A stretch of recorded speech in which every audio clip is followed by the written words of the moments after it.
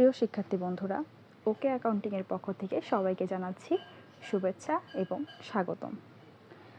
আমরা আজকে এমবিএ অ্যাকাউন্টিংয়ের ষষ্ঠ অধ্যায়ের আরও কিছু অংশ দেখব, কারণ আমাদের এই অধ্যায় থেকে একটি না 2-3 ধরনের অঙ্কই এসে থাকে।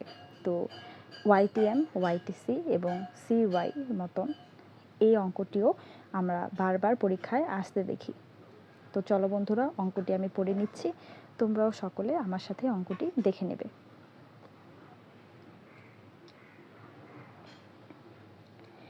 You are given the flowing information of Alpha Limited. এখানে যে ধরনের তথ্য দেওয়া রয়েছে তা আলফা লিমিটেডের। সেলস দেওয়া রয়েছে 50,000 ইউনিট। এখানে বিক্রয় দেওয়া আছে 50,000 ইউনিট, টাকা না unit. Selling price per unit, প্রতি ইউনিট বিক্রয় মূল্য 30 টাকা। ভ্যারিয়েবল কস্ট পার ইউনিট, পরিবর্তনশীল ব্যয় 15 টাকা। ফিক্সড অপারেটিং কস্ট, এখানে স্থায়ী পরিচালন ব্যয় রয়েছে 3,50,000 টাকা। টোটাল অ্যাসেট, মোট সম্পদ 12 লাখ। শেয়ার ক্যাপিটাল, শেয়ার মূলধন, প্রতি মূলধন হচ্ছে 10 টাকা করে, প্রতি শেয়ার 10 টাকা করে 7 লাখ টাকা। 10% ডেট ক্যাপিটাল, 10% রয়েছে ঋণপত্র 5 lakh. Corporate tax 50%, corporate tax 50%। Propose increase in sales by 25%। আমাদের এখানে বিক্রয়ের মধ্যে 25% বৃদ্ধি করার কথা বলা হয়েছে। আমাদের যে নতুন আরেকটি সাল হবে সেখানে, বা নতুন যে বিক্রয় করা হবে সেখানে 25% বৃদ্ধির কথা বলা হয়েছে। এখন আমাদের কি করতে হবে তা রয়েছে ইনস্ট্রাকশন বা রিকোয়ারমেন্ট। ক্যালকুলেট ইপিএস, আমাদের ইপিএস বের করতে বলেছে। ইপিএস মানে হচ্ছে আর্নিং পার শেয়ার, ইপিএস মানে earning per share. And ROI, আমাদের আরওএ বের করতে বলেছে। আরওএ, আর এ হচ্ছে রিটার্ন, ওতে হচ্ছে অন, এতে হচ্ছে assets, return on assets. Both level মানে দুইটা লেভেলেরই তৈরি করতে বলেছে। চলো এবার আমরা মূল অঙ্কে ফিরে যাই। Alpha limited calculation of EPS and ROA. একটা ছকের ভিতরেই আমরা দুইটা অঙ্কই বা দুইটা রিকোয়ারমেন্টই করে ফেলতে পারবো, আমাদের সমস্যা হবে না।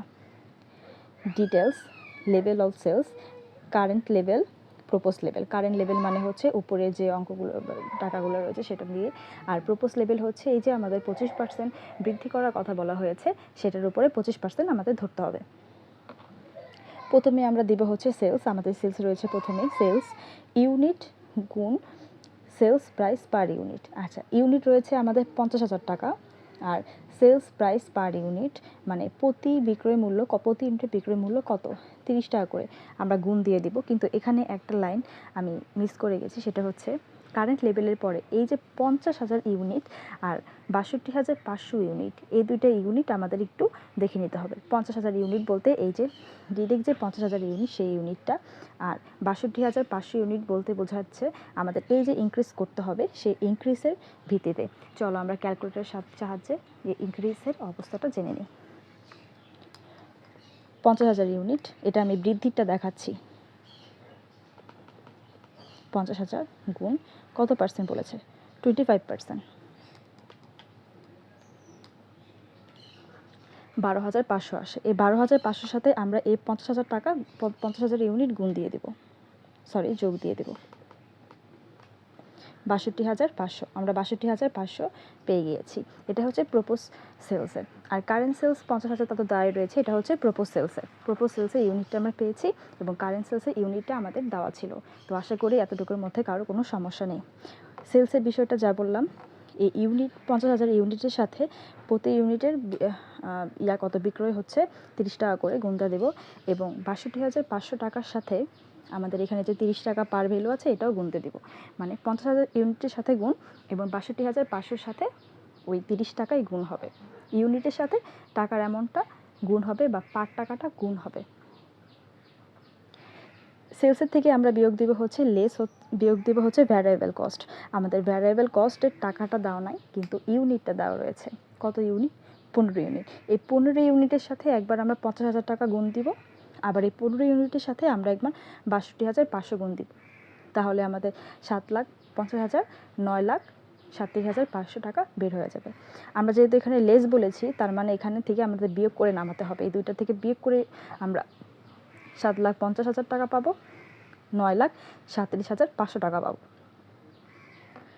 আর এই টাকাটার নাম হবে হচ্ছে কন্ট্রিবিউশন মার্জিন। এই টাকাটার নাম হবে কন্ট্রিবিউশন মার্জিন। লেস হবে হচ্ছে ফিক্সড কস্ট। ফিক্সড কস্ট রয়েছে 3,50,000। ফিক্সড কস্ট আমাদের স্থায়ী ব্যয়কে বোঝায়। এই স্থায়ী ব্যয় সব জায়গায় সমানই হয়, তাই আমরা সব জায়গাতেই 3,50,000 দিয়ে বিয়োগ করে নেব। বিয়োগ করার পরে আমরা পেলাম 4,85,500। এই অ্যামাউন্টটার নাম হচ্ছে ইবিআইটি। এই অ্যামাউন্টটার নাম হচ্ছে ইবিআইটি। কন্ট্রিবিউশন মার্জিনের থেকে ফিক্সড কস্ট বাদ দিলে আমরা ইবিআইটি পাই। কন্ট্রিবিউশন মার্জিন থেকে ফিক্সড কস্ট বাদ দিলে আমরা ইবিআইটি পাই। ইবিআইটি থেকে আমাদের বাদ দিতে হবে হচ্ছে ইন্টারেস্ট। ইবিআইটি থেকে আমাদেরকে ইন্টারেস্টটা বাদ দিতে হবে। 5 লাখ টাকার উপরে ইন্টারেস্ট দেওয়া আছে 10%। 5 লাখ টাকার উপরে ইন্টারেস্ট দেওয়া আছে 10%। 10% করার পর আমাদের দুই পাশে 50,000 টাকা চলে আসবে। বিয়োগ করে আমরা নামিয়ে দিব 3,50,000, 5,37,500। এখান থেকে ইবিটি থেকে এখন বাদ যাবে হচ্ছে আমাদের ট্যাক্স। ইবিটি থেকে বাদ যাবে হচ্ছে ট্যাক্স। ট্যাক্সের কথা বলা হচ্ছে 50%।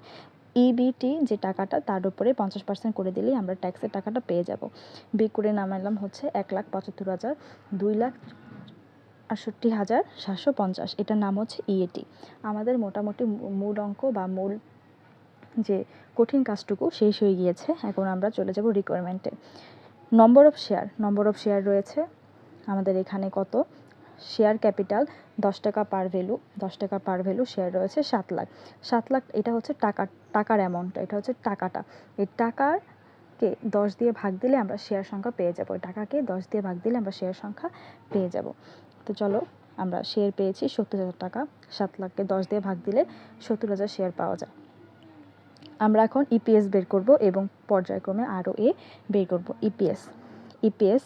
ইপিএসের সূত্র হচ্ছে ইএটি ভাগ হবে নম্বর অফ শেয়ার, কারণ আমাদের এস বলা হয়েছে, এস মানে শেয়ার বোঝায়, তার নিচে হবে নম্বর অফ শেয়ার। ইএটি আমরা আগেই বের করেছিলাম 1,75,000।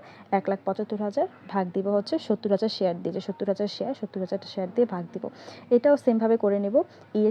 ইএটিকে ভাগ দিব হচ্ছে 70,000 শেয়ার দিয়ে। আমাদের ইপিএস বের করা শেষ। এবার বাকি রয়েছে হচ্ছে ROA সূত্র একই রকম, উপরে হচ্ছে ইএটি, নিচে হচ্ছে টোটাল অ্যাসেট, গুণ হবে হচ্ছে 100। যেহেতু আমাদের এর কথা বলা রয়েছে, তাই আমাদের নিচে হবে কি? Total asset. তো আমরা এইভাবে অঙ্কটা করে নেব। উপরে দিব ইএটি, নিচে হচ্ছে দিব টোটাল অ্যাসেট। টোটাল অ্যাসেট রয়েছে কত? আমাদের 12 লাখ টাকা।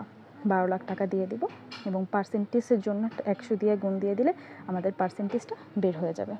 এই হচ্ছে আমাদের পূর্ণাঙ্গ অঙ্কটি। তোমরা শিক্ষার্থী বন্ধুরা সুন্দরভাবে অঙ্কগুলো দেখবে এবং বাসায় নিয়মিত প্র্যাকটিস করবে। ধন্যবাদ সবাইকে।